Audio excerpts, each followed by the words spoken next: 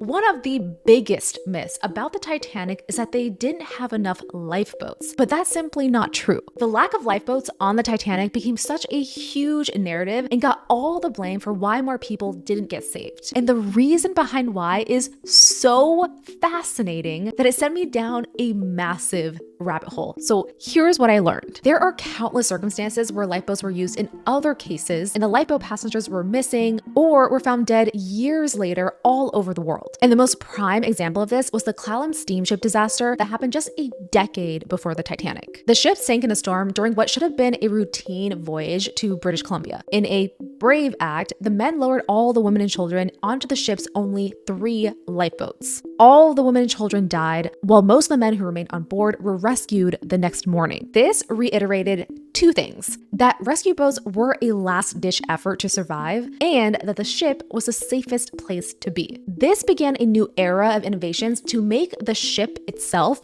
the lifeboat. The idea was to make the ship so sturdy and so reliable that there would be no need for lifeboats. Titanic basically took all the learnings from past failures and successes and implemented them into one mega ship. And what's so ironic is that they even reduced the number of passengers and added 4 more lifeboats. But one of the most important inventions that changed maritime safety forever was the Marconi wireless. Now ships no longer had to be within literal eyesight of one another to get help. They could wirelessly communicate with each other at vast distances, up to 400, 500 miles. But unfortunately, this did not help the Titanic. There was a ship called the Californian just 20 miles away, and Titanic's operators were frantically sending them distress calls. Back then, the wireless operators were more of a passenger perk. It was only used to deliver private correspondence. There was no 24-hour radio watch yet, and the wireless operator on the Californian had just turned in for the night right before the Titanic distress calls came in. At this point, the Titanic crew were forced to resort to their last survival effort: